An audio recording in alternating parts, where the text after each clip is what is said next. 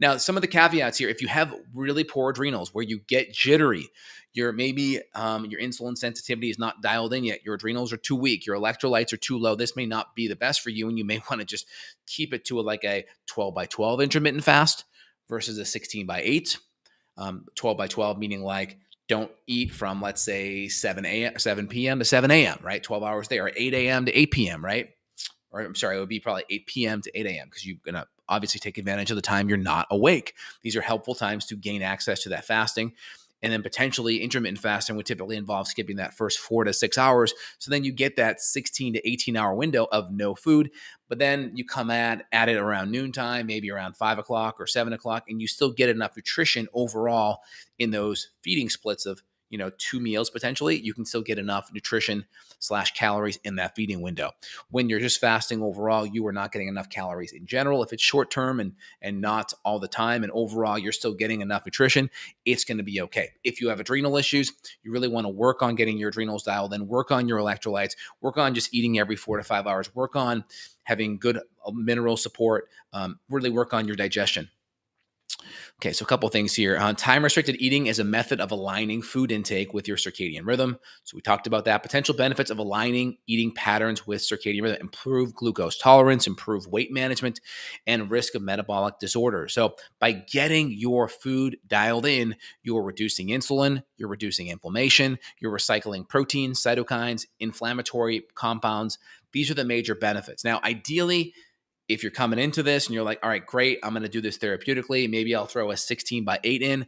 16 is the big number. That's the number that you are going to be not eating. The smaller number, 8, or let's say it's 18 by 6, the smaller number is typically the feeding window. So a 16 by 8 would be maybe eating around noon, 5, and then maybe 8 o'clock before bed. If it's let's say something simple like a 16 by 8, 16 by 8, you could be at 2 o'clock. Let me just think, let's say 18 by 6, I'm sorry. That'd be like 2 o'clock in the afternoon and maybe 6 or 7 at night. Done. And you'd have to just make sure in those 2 meals there's enough nutrition in there, enough electrolytes, enough protein.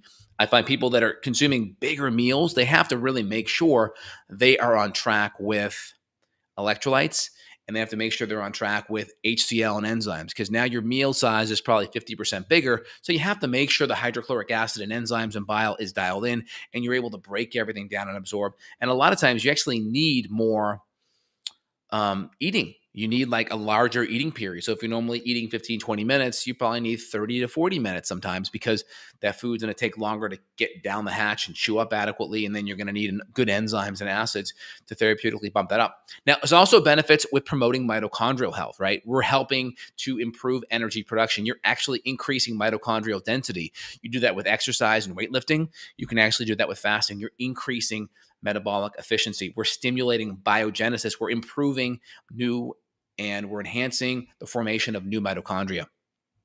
It's also going to make a big difference in reducing oxidative stress, because when we eat lots of carbohydrates, there is going to be oxidative stress that happens because we have glycation that happens. These are called advanced glycation end products. This is going to happen when we're consuming lots of carbs.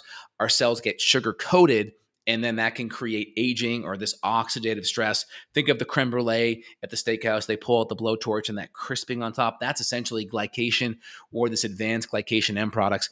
Now, again, you can still eat and do really well and not create that by just having lower carb foods, getting more vegetables than fruit and starch, and getting good fats and proteins. You can do that on your own, but that's also an additional benefit that you get with fasting, is you're going to reduce that oxidative stress.